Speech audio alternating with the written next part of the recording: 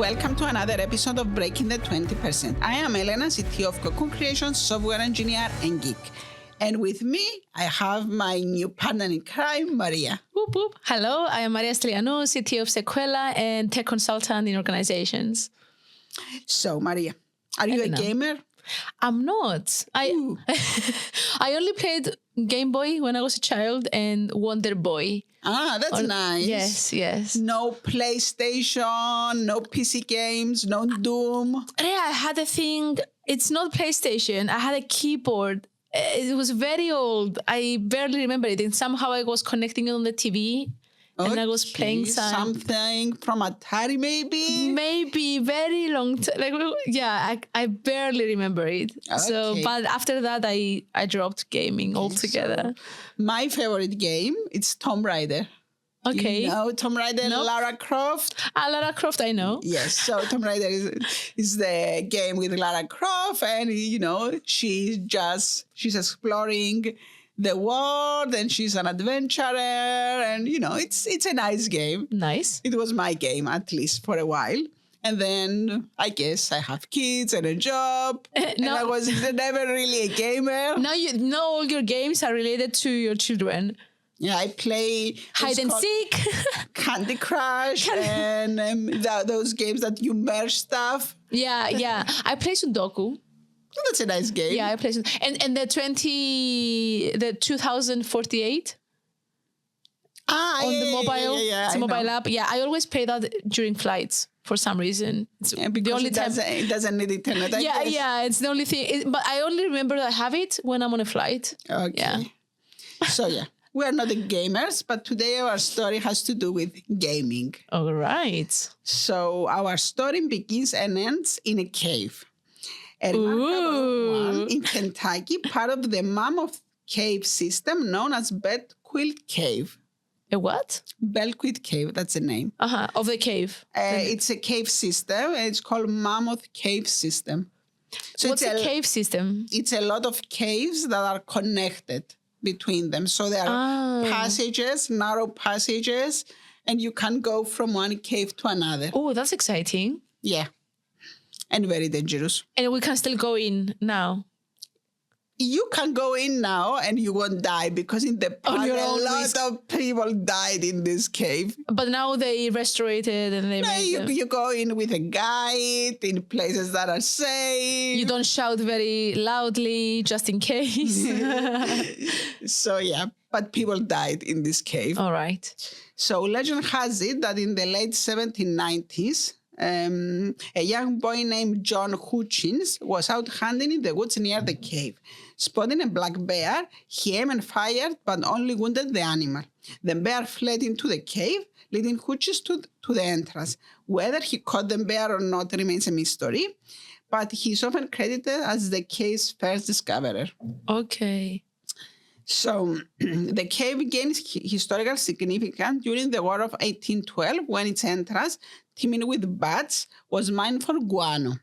So guano, basically it's bat droppings. A what? Bat droppings. The bat? Like the... Yeah, the poo of the bat.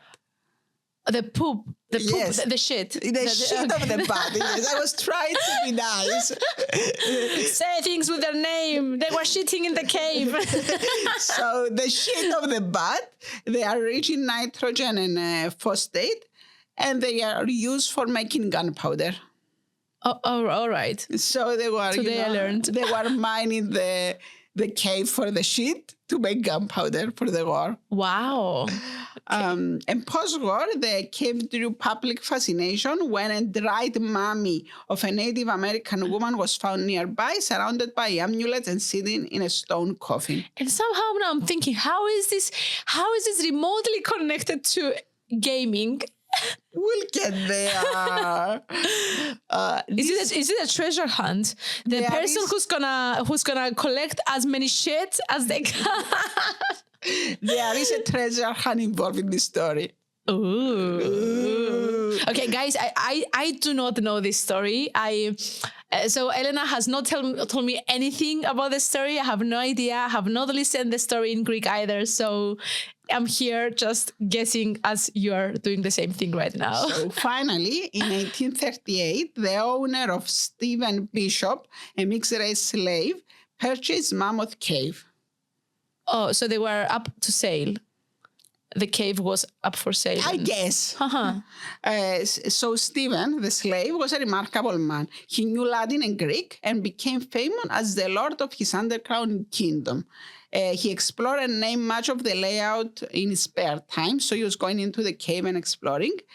And he was drawing the map of the cave. So when you buy a cave, do you buy the whole cave system? Or are there borders in the hallways? At the time, they didn't even know how big is the cave. So I'm not sure exact. I guess he purchased the land around the cave. All right. This is my guess. Bishop, the slave, proved to be an extraordinary explorer, expanding the known map of the cave and giving imaginative names to its features, like Styx River, Snowball Room, and then Giant Dome. I mean, he definitely had a lot of time in his hands. I guess. He was like, oh, how shall I call this corner? Yeah. So in the cave, he discovered blind fish. What? Blind fish. Fish. Yes. Like there was water. Yes. To have fish, but they were blind. Yeah. Is this a type of fish or they were actually blind and they couldn't see? They couldn't see. Damn. I guess because it was so dark inside the cave. So they never developed the site. Okay. And remnants of prehistoric creatures. And he basically, for years and years, his hand-drawn map was the only thing that people had to, navigate in the cave. And Bishop also had this hypothesis that the various caves in the area were all interconnected and they were all one giant cave. Mm-hmm. By the early 20th century, cave exploration turned competitive. In 1912, Great Onyx Cave opened nearby Flint Ridge. A what? So basically, the cave exploration became this hobby, let's say, and there were other caves around. And this was another cave that was around. And what did they open? They opened it for the public. By 1920s, Kentucky's cave wars were in full swing, with rival cave owners stealing tours, burning ticket booths, and engaging in outrageous marketing tactics. Mm-hmm. So basically all the landowners, they had like one entrance and they were saying, this is my entrance. And people were going there to take a tour and they were stealing the group of the other people. So there was this war going on. Mm-hmm. So while searching for a new tourist attracting cave on January 30th, 1925, William Floyd Collins became trapped by a falling rock that pinned his leg. A massive, highly publicized rescue effort ensued, drawing thousands of spectators and intense media coverage, but attempts to free him failed. And after 14 days, Collins died of exposure, thirst, and starvation, making his story a cautionary tale about the risks of cave exploration and an early example of media-driven public spectacle. So he fell in the cave. He was exploring the cave, trying to find new passages and new part of the caves. He became trapped in a very narrow point, and he couldn't get out. And I think his brother or somebody went looking for him, and they found him trapped. And there was a massive, massive effort to rescue him. And this was the first time that there was a media frenzy around something, live coverage. Yeah, yeah. So this story, actually, if you want to hear the full story, there is a historical episode with Tassos Konstantinou as the storyteller. Mm-hmm. And he tells the whole story of Floyd Collins and how he died in this cave. Wow. I'm gonna check it out. Yes. But I'm curious now where you're taking it. Like so this is not the highlight of today's story. No, I'm just telling you the story of the cave for now because the cave is important. The cave has its own story. The cave is a character in the story. Damn.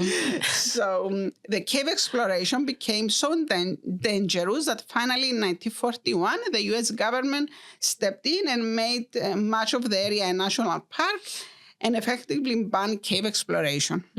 People were dying and the government said, okay, enough. This area now belongs to the government and you cannot just go in and, die in there. Yeah. But despite the restriction, explorers continue pursuing Bishop theory. Bishop theory from like 100 years before was that all these caves are one cave. And so they just wanted to find a way to go in and get out from different entrances. They were trying to find a way that you go in from one cave and you come out from the other cave, because there were these two massive caves that they knew that they existed, and the theory was that they were connected, but they couldn't make this connection. It's fascinating how humans want to go and do the risky thing. Like, even when it becomes forbidden, they're like, nope, I want to risk my life. I want to find out. All right. So the Cave Research Foundation spent decades linking caves in Mammoth and Flint Ridge into a single system. In 1972, they attempted a breakthrough by a vertical crevice aptly named the tight spot. Only one person could fill it. Patricia Crowther, a petite programmer weighing just 52 kilos. This is your stitch. This person is a programmer, and this is where our story begins? Yes, this is where our story begins. So Patricia, she's a cave explorer, she's a programmer, and they have this very narrow passage that is called the tight spot, and somebody has to try and go through to see if they can link the two caves. And she's the only one that can fit through this. All right. Because she's very tiny. So she goes in this tight spot and she says, oh, it's very tight. But then she went through and she goes, she finds this massive cave on the other side and she goes, we have a cave. Oh. So she managed to pass through and connect the two caves into one cave. And basically this route links the two caves, and there was an unmarked feature in the original map of Bishop, the slave, and they linked the two things. Wow. And this is Patricia in the cave. Will you do this? I wouldn't. Where is she standing? They put some beams so that they come, because imagine they were big, what's it called? It's not even. It's like you can fall through a big hole and, go and die. Wow. Okay, she's crazy. Nah, I wouldn't do this. Yeah, me neither. Although it's tempting. No, not for me. So it's an incredible feeling, Patricia wrote in a travel journal, to be part of the first group to enter Mammoth Cave from Flint Ridge. It's like having a baby. You have to keep reminding yourself that it's really real. This new creature that you brought into the world that wasn't here yesterday. A connection of the two. Yeah, it's because of me that these two things now are one. Imagine how big it's in their head, like how important this is for them to find a connection between caves, to associate it with giving birth to a human. Yes, and she was a mother.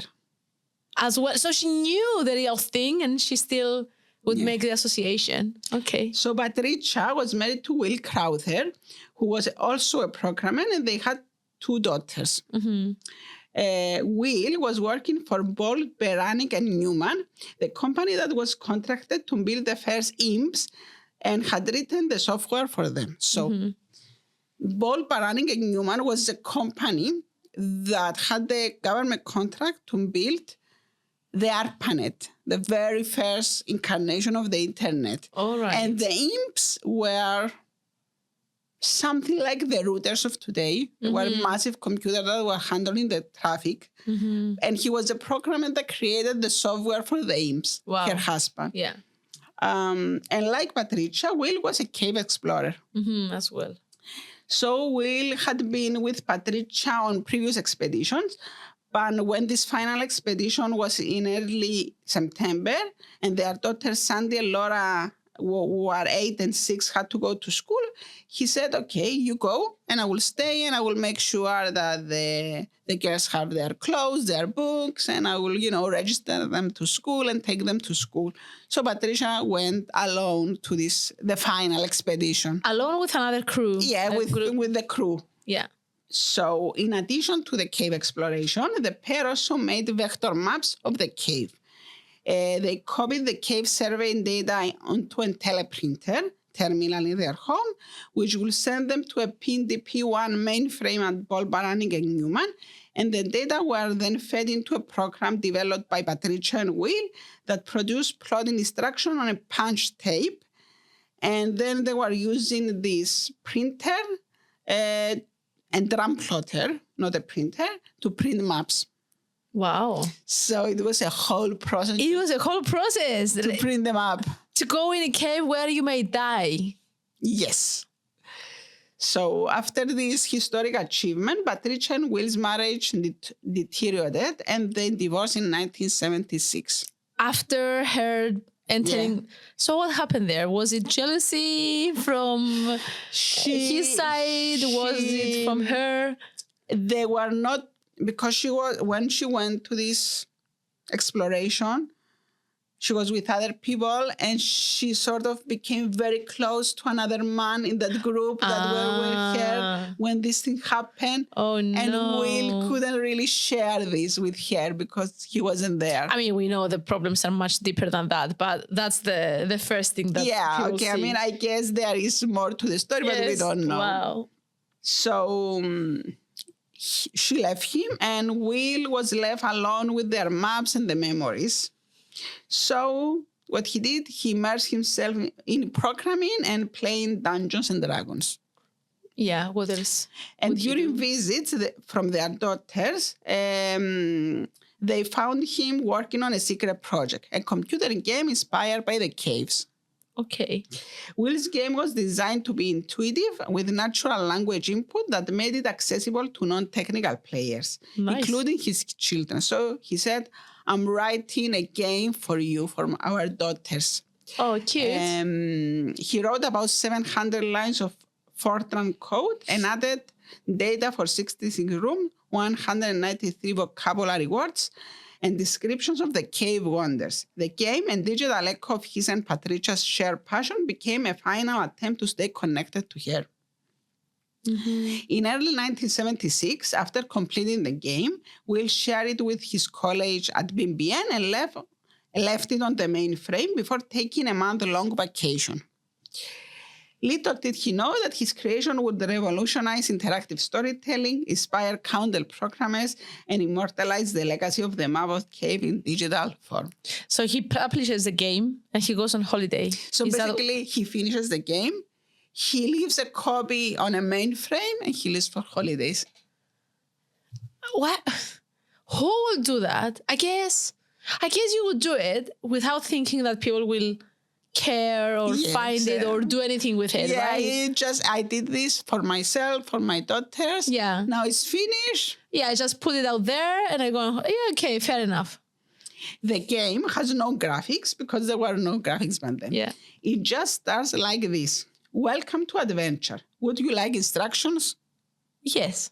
Yes. When you type yes, as you do right now, the game replies, somewhere nearby is Colossal Cave, where others have found fortunes in treasure and gold. Through it is rumored that some who enter are never seen again. Ooh. Magic set to work in the cave. I will be your eyes and hands. Direct me with commands of 1 or 2 words. Okay. And then it continues. You are standing at the end of a road before a small brick building. Around you is a forest. A small stream flows out of the building and down a gully. Mm-hmm. And the player must type commands such as go west, get bird, etc., which in turn give new messages and instructions to the player. The game is chaotic and extremely difficult. One of the most phrases in the game is, you are in a maze of twisty little passages all alike. And the player gets lost and dies over and over and over again. And if you die, you start over. From the very beginning. Very beginning. From the hello, welcome to adventure. Yes. So I tried. This is a very famous game, okay? It's like of those legendary games from the 70s. And you can find it on the internet. It's not very difficult to find it. And I tried playing this game, okay? And it's impossible to play it because there is this prompt that is giving you instructions and is describing a maze to you. And you have to remember.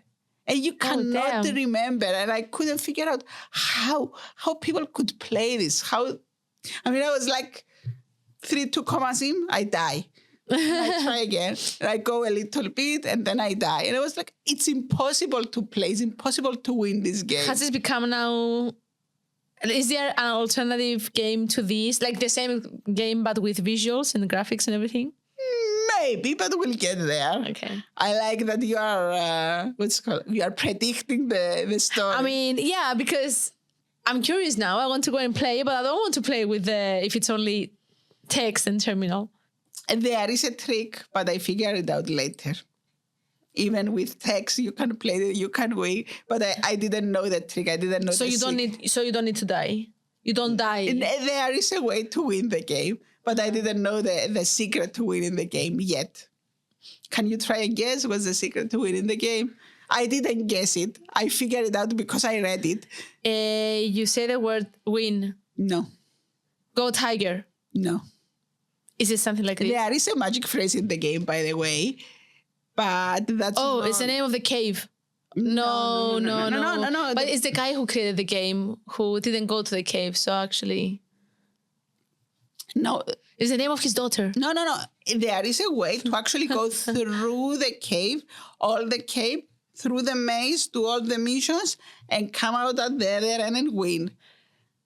And you don't have to remember everything. Full circle. Okay.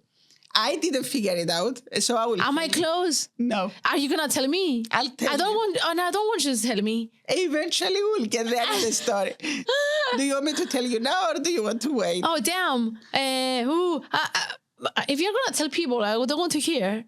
No, it's gonna be a spoiler for me. No, it's not a spoiler. It's the way to win. Without that, you cannot win.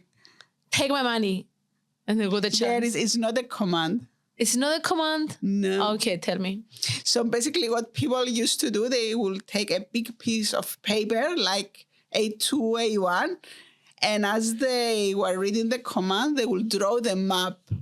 And they will know where they were because they will map their way. It's like, wow. Of course. The modern games have a map mode. Is that, but they had to do it by hand. I mean, it makes sense. Yes. Because how much can you remember? But if you're designing it while you're playing.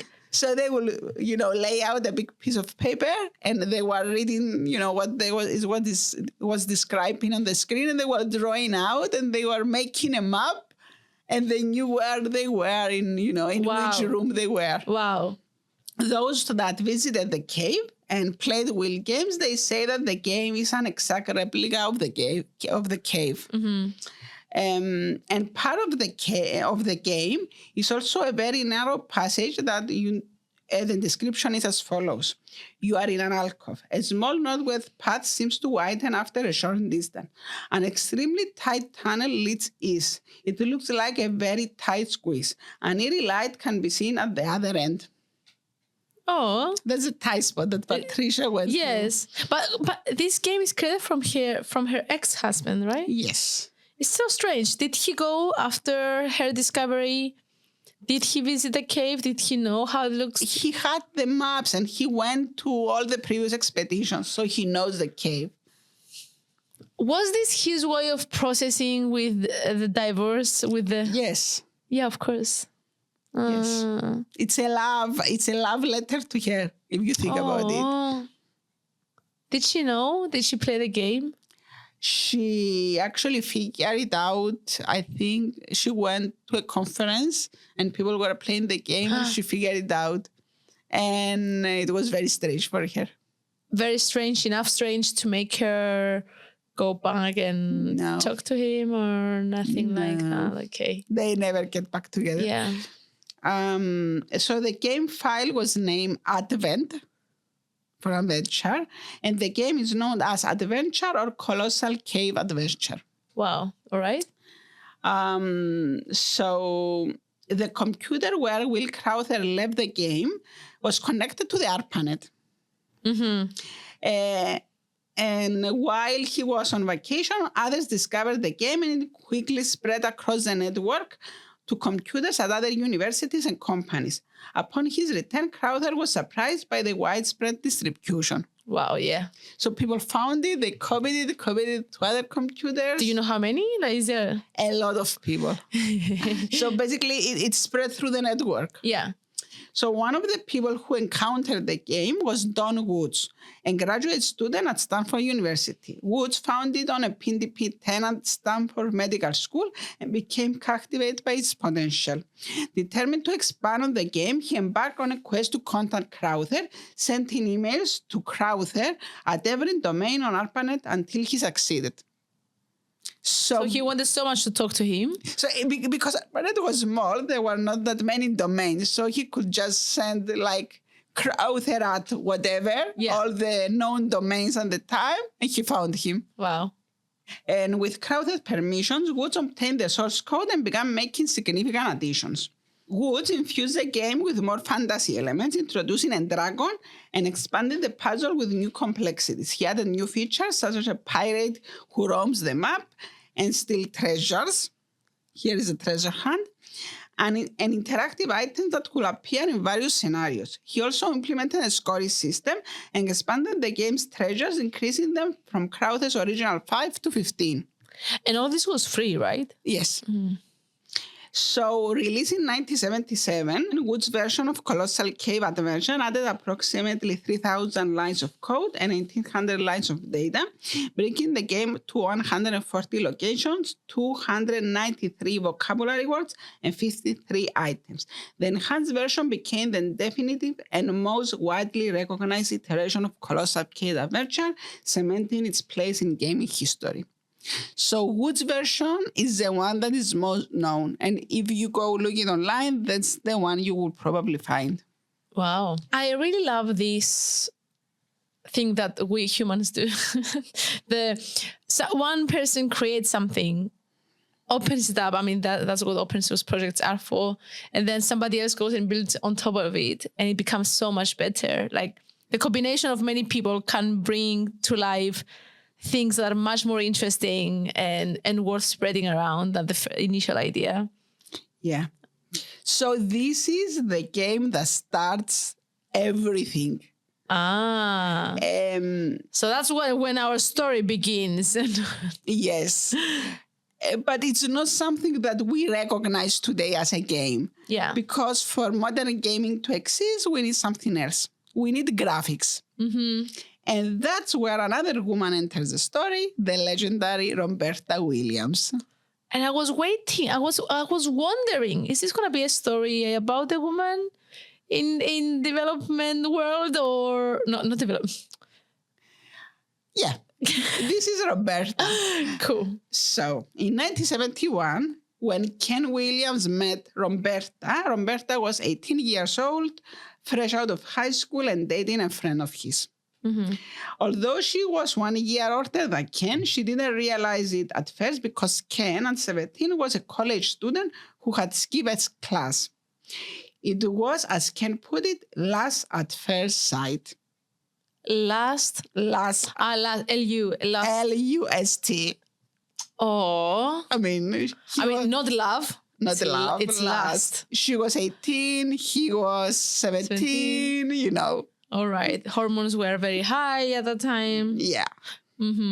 So as soon as Roberta and her boyfriend broke up, Ken wasted no time in asking her out. Of course he didn't. He was ready. He was right there to offer his shoulder for her to cry about the breakup. Of course. Roberta's father was worried about her. She had started smoking and was dating questionable guys. What did the other guy do? I thought he was there to support her. No, basically, she had a boyfriend. Yeah. she breaks up from the boyfriend and Ken asks her out. And at the same time, her father's worries about her because She started dating other people apart from Ken. No. Before Ken, she had boyfriends. Yeah. And her father didn't like the boyfriends. Okay. So when Ken arrived to pick her up for the first date, her father was waiting at the door. And while he waited for her to get ready, he interrogated Ken. Of course, as every dad does. So they talk about him being in college and studying physics.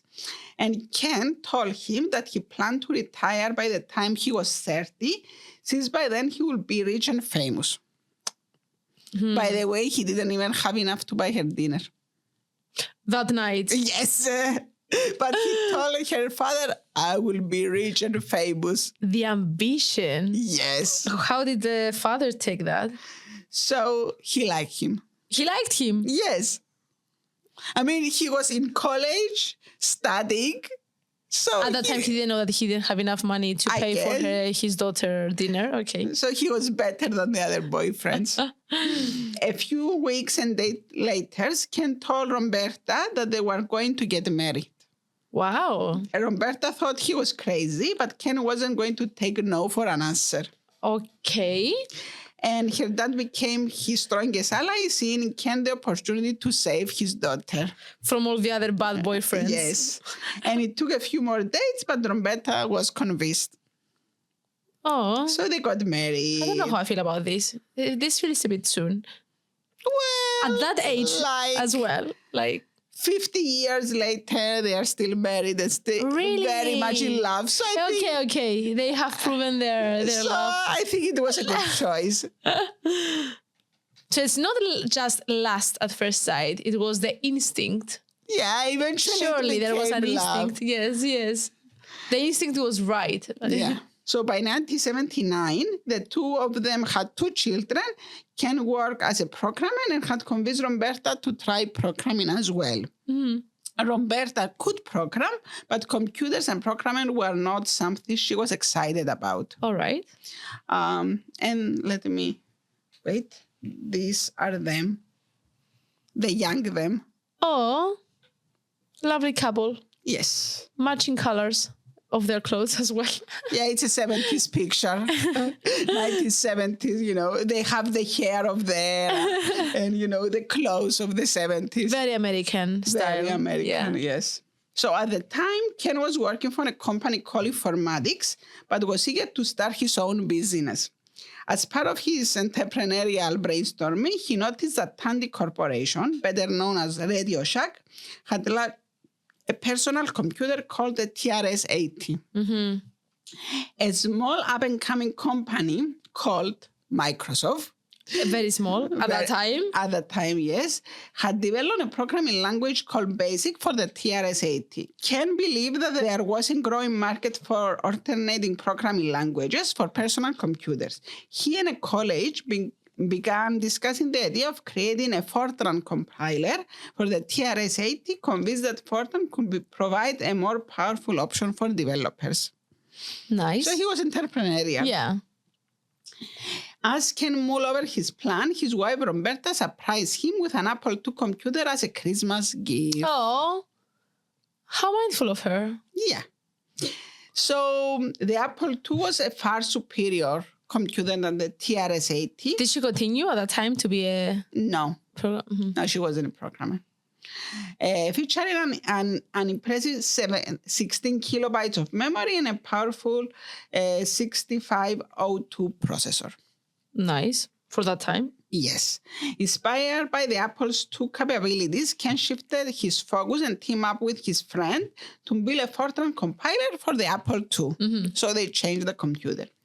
And while Microsoft offered BASIC for the Apple II, Ken was confident that the Fortran compiler will be a game changer for developers that wanted a more sophisticated programming language. While working on the Fortran compiler, Ken continued his day job at Informatics. One of his assignments required him to bring a home teletype machine, a precursor to modern computer terminals. Mm-hmm. So at the time, most terminals had a CRT screen, okay? So you had the CRT screen, the keyboard, you will type, the command will be sent to a remote computer, and you will get an answer on the screen. This thing, even for the time standards, was ancient. So how this thing worked, it was a typewriter that communicated with a remote computer. So basically, there was this thing. It connected using a modem to somewhere. You will type in this typewriter, and it will print out the result. Fair. Wait, I have a picture. What? So basically, you connect this thing to your phone line.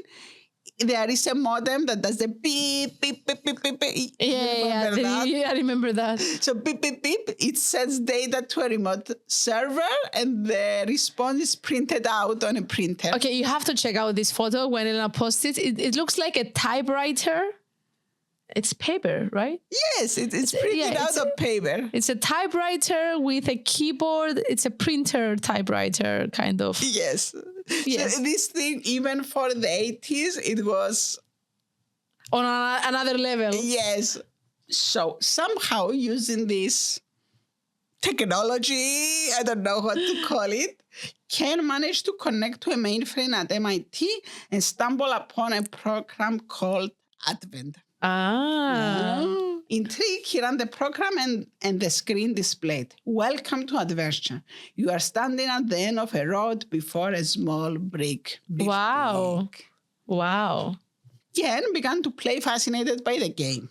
Roberta, busy in the kitchen, heard Ken's excitement and wandered over. Reading over his shoulder, she quickly became intrigued and nudged him aside to try it herself. That evening, Ken barely got another 10. The teletype was now Roberta's domain. She was hooked. Nice. So playing the game, basically. Yeah, she sees this game and she's immediately hooked. Yes. So that's when I realized how you can win the game in the story. So Roberta approached the game with intense focus, drawing detailed maps to navigate the virtual world and predicting what lay around each corner. So Roberta was cleverer than me. Yeah. She was playing it all night, so she... After making the same mistakes a few times, you're like, shit, I have to write this down. Yeah, I guess. So how are you going to write it? By drawing the map. I think we would get there if we were playing the game. If we died enough time, maybe. Yes. So Ken marveled at her transformation. Just days before, Roberta had little interest in computers, and now she couldn't be pulled away from the terminal. Classic gamer. For a month, she battled trolls, dodged flying axes, outsmarted pirates, and explored foggy caves and grand halls. Finally, she completed Colossal Cave Adventure. Yeah, nice. So and then she wanted to go to the cave? No. Okay. She wanted more games. Oh, yeah, of course. If you play the whole game, then you want another one. Yes. So finishing the game left Roberta with a sense of loss. She wanted more. To satisfy her, Ken ordered a collection of games on audio cassette from a Florida company called Adventure International. And created by Scott Adams, these games follow the same text-based format as Colossal Cave. Players explore worlds described in vivid text by typing commands to interact with their surroundings. Roberta breezed through the games, enjoying them, but find them relatively easy. So she found more games, but they were too easy for her. So the cave one was the most difficult one so far. The original one. The original. Soon, an idea began to take shape in her mind. What if she created her own game? A variation of the cave? No, her own game. Nice. Build her own. You know. Nice. And that's how she went back to programming. So Roberta... I like that you're not telling me. Tell me the answers. Not yet. Often tried to show Ken... She was designing the game, on paper. So Roberta often tried to show Ken what she was working on, but he was usually too busy to give it much attention. One Saturday night, determined to capture his interest, she invited him to dinner and promised a surprise. Lol. Over dinner, Roberta presented her idea for a new adversion game. So that was a surprise. Yes. Surprise, we're going to talk about my game. Yes. The one that you've been avoiding me and not listening to me for the past days. Exactly. Cool. And they were out in a nice restaurant, by the way. So he couldn't avoid her. Yeah. So she envisioned a game called Mystery House, inspired by Agatha Christie's And Then There Were None, and the board game Clue. Clue? The Yes, game? Clue. In her game, 8 people will be trapped in a house where they'd be murdered one by one. I see the story. Something about being trapped in a house or a cave. Da, da, da. Am I close?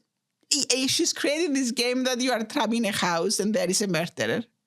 I'm sorry. I misunderstood this. So this is the game that she created. She's designing it. But in a house, not in a cave. No, it's not a cave. It's a mystery house. Not yet. What do you Not mean? ever. It never became a cave. We'll get back to the cave. Eventually, we'll get back to the cave, but not yet. We need a few more years to get back to the cave. I need some popcorn. So, as Roberta enthusiastically described the plot, including increasing details about the methods, Ken sat lower in his chair, trying to hide under the table. Because he was bored to death? No, because she was vivid in a restaurant and she was using words like kill, murder, knife, gun, strangle, and blood. And The poor guy, he was like, hey, this is a game. It's a game. Yes, we are twisted people here. At one point, Roberta said, like very excitedly, wouldn't it be great if we could stick a nice pig in his eyes? Absolutely, yes. And That's what people say in the Happy Tree Friends. And a nearby couple overheard and glanced nervously at them. Of course. Imagine. Out of context, it sounds horrific. She was describing murder. He was like, oh, damn. Where is the police? Oh, damn, yeah. Are they coming? Yeah, I'm not associated with this woman. I don't know what she's talking about. No, it wouldn't be cool. It's a computer game. And people doesn't know what a computer is. Yeah, exactly. Where at that time, Yeah. it's not like today that you can just say, it's on Instagram. It's on Netflix. No. And so when they returned home, Roberta spread a large sheet of paper across the kitchen table. It was covered with hand-drawn bubbles connected by lines, each labeled with description like the porch, the graveyard, and attic. As she explained her vision, Ken finally began to take notice. Finally. Her enthusiasm was contagious, and he started thinking about how such a game could be programmed. That's why, sorry, I have to say my thought. That's why women need to talk so much more than men. It takes much more words for women to say until a man starts listening. At first, Ken assumed it would be a simple project because all programmers will do this. Yeah, it's gonna be a few hours. Yeah, exactly. Yeah, it's very easy. Oh, look at my capabilities. This is so easy. I can just do it one night. Yeah, that was his reaction in the beginning. He thought he will, do it in an afternoon and make his wife happy. Yeah. Yeah, no. So how many months did they? It took about 5 months. Yeah. So as he listened, an intriguing idea struck him. Thinking out loud, he said, I wonder if it would be possible to add pictures to parts of the game.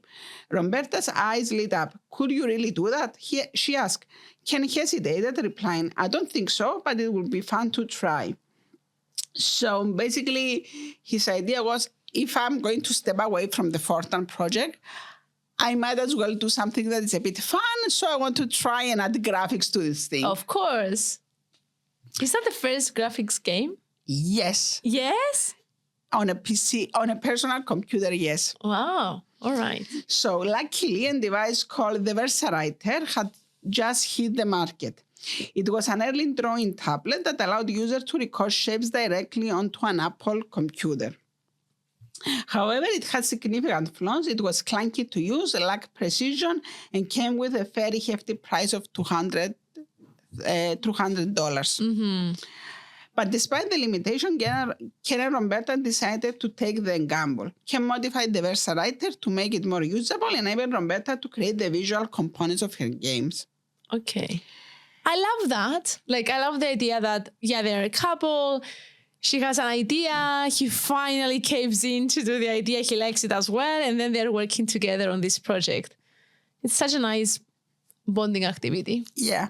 So eventually they produced black and white line drawings of the rooms in Mystery House, populated by simple figures, barely more detailed than stick people. Mm-hmm. And Ken had a clever idea of optimizing storage. Instead of saving images pixel by pixel, he programmed the computer to record shape as a series of coordinates and instructions. For example, a rectangle could be described with a minimal data, coordinates like 10, 20, 30, 40.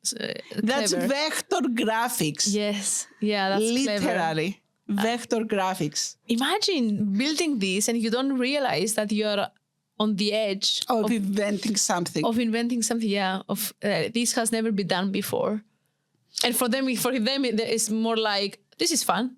Oh, I have this idea. I should try that. The reason he was doing it is because he needed to use a very little storage, because the floppy disks of the time held only 80 kilobytes of data.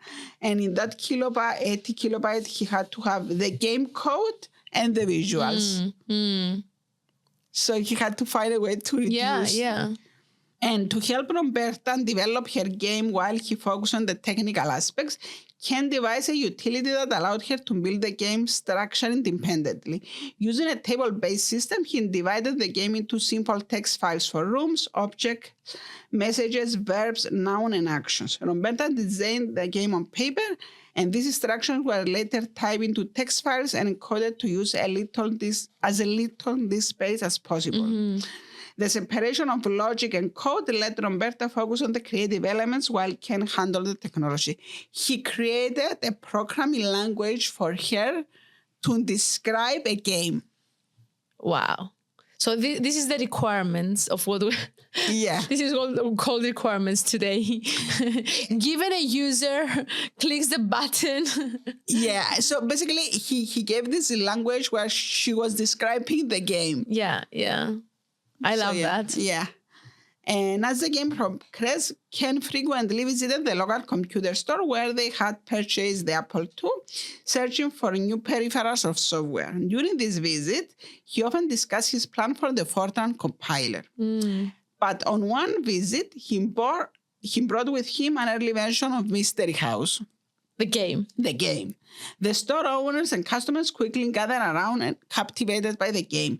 They eagerly wanted to try it, but Ken, knowing how fragile the code still was, kept them at a safe distance. Nice. Creating some suspense and the demand. So the demand is there. To Ken's surprise, the store owners, Vivian and Jean, asked when they could purchase copies to sell. Oh, cool. Ken was shocked and rushed home to share the news with Roberta. What he had initially dismissed as a distraction now seemed like it might be something bigger. Yeah. In May 1980, Mystery House was released. Roberta designed... 1998? When? May 1980. Okay. Roberta designed the packaging herself. A simple printed page inside a Ziploc bag containing a floppy disk. Oh, we're back in the floppy disks. Yes. The game quickly gained attention but ran into a hurdle. Some early buyers couldn't run it because their Apple II computer lacked sufficient memory. The couple adapted by handwriting the memory requirements on the packaging. Retailers didn't complain. Instead, they capitalized on the opportunity, selling memory upgrades along with the game. Of course. They want to make money, right? Mystery House became a runaway success. It was started as Roberta's dream and a distraction for Ken, turning into a groundbreaking hit, setting the stage for their future in game development. And this is the game. This is how the game looked like. Is that a tree? Yes. Damn. This is the best they could do with the graphics to fit it in 80 kilobytes. So I'm looking at a big house The house seems massive with a backyard and a very weird tree. You're in the front yard of a large abandoned Victorian house. That's why it's large. Stone steps lead up to a wide porch. Enter command. Yes. So what commands can you enter? I don't know. I tried to find this game to play it, but I couldn't find it. But this marked the beginning of one of the most iconic computer game companies, Sierra Online. Sierra Online. You know this company, I guess you've heard it. I've heard, I think I heard Sierra, but for different reasons. Isn't that related to... There are the Sierra Mountains. Yes, the mountains. Yeah, that's what I was... Because the headquarters of the company were in the Sierra Mountains. That's why. I'm still trying to figure out how all this connects to the cave. I mean, she figured out gaming with the cave, and that's the beginning. But eventually we will... Yeah. She plays the game. Okay. Now I remember. Well, I want more connections. Are there more connections? Yes. Aha. So, to fully recount the history of Sierra Online will take days. As its impact on the gaming industry is legendary. Sierra Online, led by Roberta and Ken, was behind some of the most celebrated games in history. These included King's Quest, Space Quest, Police Quest, and Phantasmagoria. Additionally, Sierra published the original version of Half-Life, which later became a monumental success in gaming. They were also pioneers in online gaming, creating The Realm, one of the first multiplayer online RPGs. I have never heard these names before. I'm sure they were great games. This is the big names of the 80s, games of the 80s. Wow.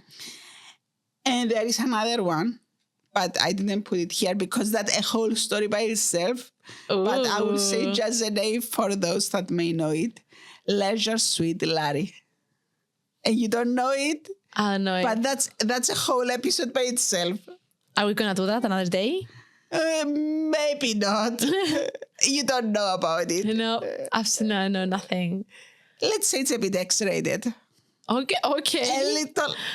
A bit, a lot. I'm going to Google this right after. Yeah. There is a cover of this. Okay, there was an original version of this game. We are sidetracking. There was an original version of this game that was text-based, and then they make it graphic-based. In the original version of the game that was text-based, there is a cover. And on the cover, there are 3 women in a hot tub that are topless, and a waiter giving them champagne. Oh my God. One of the women is Roberta. No. She didn't care. Oh, wow. It was a marketing stunt. And then that became in graphics. The game, yes. Okay. I mean, she wasn't in the game. Yeah. But she was on the cover. Oh, no. Sadly, the story of Sierra Online ended on a sour note.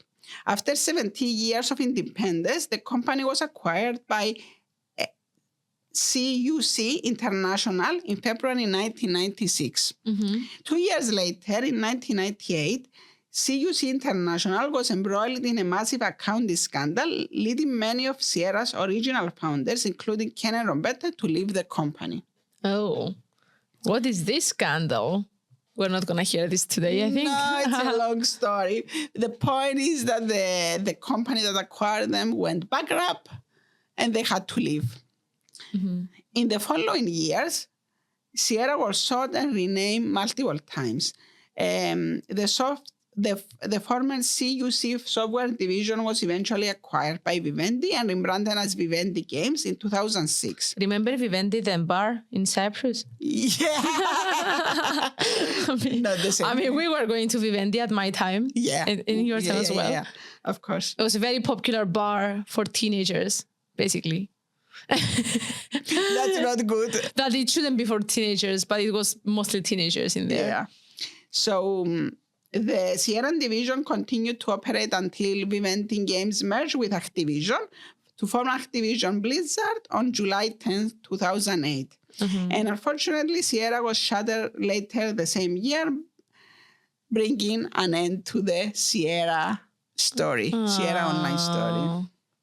So, Roberta Williams is a living legend. She had received the Industry Icon Award from the Game Awards and the Pioneer Award at the Game Developer Choice Award. In what, like in recent years? Yeah, it's the recent years. After leaving Sierra, Roberta briefly considered making games again, but a non-compete clause kept her and Ken from pursuing any new ventures immediately. Wow. All right. So by the time the clause expired, their life has shifted. They bought a yacht, set sail, and began exploring the world. I like that life. Yes. I would like that too. At some point, universe. Together with their dogs, or maybe Cory. For me, it's going to be Cory, my cat. Ken and Roberta visited 25 countries, debated archaeology with experts, and even bribed museum staff to see the remains of a pharaoh. Oh, damn. So they were going around the world and having adventures. Discovering any caves?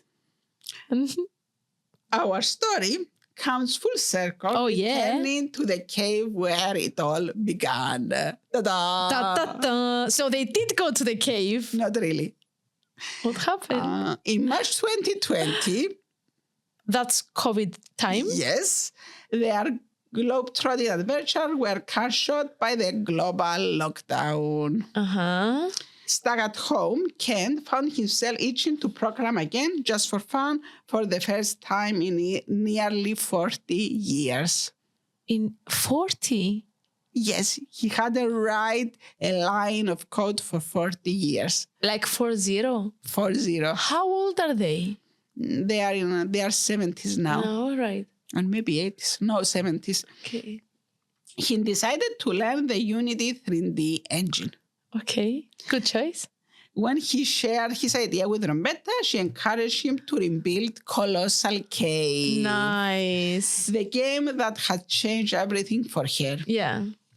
Later that day, Ken told Roberta he had spoken with Don Woods, the co-creator of Colossal Cave version, and obtained the original source code for the game. In 2020? Yes. Uh-huh. Reimagining a text-based adventure as a fully 3D experience on a modern game engine proved to be an enormous challenge.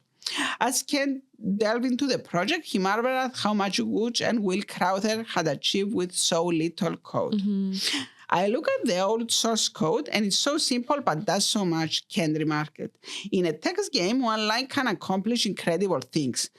But now the same line, you enter a big cave, means rendering a cave, designing the lighting, adding sound effects, and making it immersive. Yeah, so, it's a lot of work. In 1980, you could say you enter a cave and you will leave it to the imagination of the player. To imagine the cave and everything. Now the cave has to exist in the screen. Oh my, it's so much work to put the graphics. So did he manage to? Yes. So watching Ken work, Roberta was drawn back into the world of Colossal Cave. On his computer screen, she saw the cave that had captivated her imagination all those years ago, now brought to life. Though it didn't look exactly as she had envisioned, it still had a hold on her. Mm-hmm. Eventually, she couldn't resist. I was going to stay out of it, Roberta said, but I'd look over Ken's shoulder and think, you are not doing it right, I tell him. Doors should look like this. VR should work like that. Her involvement deepened when Unity, the creator of the game engine, expressed interest in the Sierra co-founder creating a new game with their technology. What began as a quarantine project turned into a full-scale development. Wow. Is it out? Yes. It's out. It wouldn't be right if it came out without my help, Roberta admitted. And I knew people would say, why didn't you help Roberta? So I finally said, okay, I'm in. Cool. So Sierra Online's game were also always credited to Roberta Williams. So it was the game by Roberta Williams. But this game was different. It was Crowther and Wood's original creation, reimagined as it had lived in the mind of the 26-year-old Roberta. So this game is reimagined by Roberta. Something like that. There is a tagline, I don't remember it. It's reimagined by Roberta Williams. Yeah, because she wouldn't remember it anymore. the same way. Yeah. So initially, the project was just Ken and a friend of his, but it quickly became clear that Colossal Cave will require a full team, consuming the next 2 years of their lives. Which was still COVID time. Yes. To meet the challenge, Ken and Roberta re-entered the gaming industry, founding Cygnus Entertainment, a 35-person indie studio named after their yacht. Wow. So they started a new company. They started a new company in the age of 70 or something. Yes. So in January 2023, Colossal Cave, reimagined by Roberta Williams, was released on PlayStation, Nintendo Switch, Xbox, Steam, and other platforms. That's so inspiring. Roberta had come full circle, recreating the game that first made her fall in love with interactive storytelling.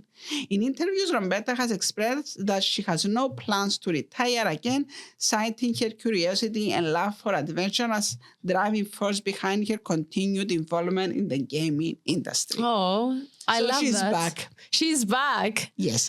And actually, there is an interview with Roberta Williams and Alexandros Kofteros of the Cyprus Computer History Museum. Yeah. So, yes. So Alexandros interviewed Roberta. Yes, very recently, like 2 years ago. Because, there are lots of games, programming games for kids that look like what you described about the cave game. I don't think this is a game for kids because it's very difficult. Yeah, mostly. but I mean with the wording, like to give commands to do something.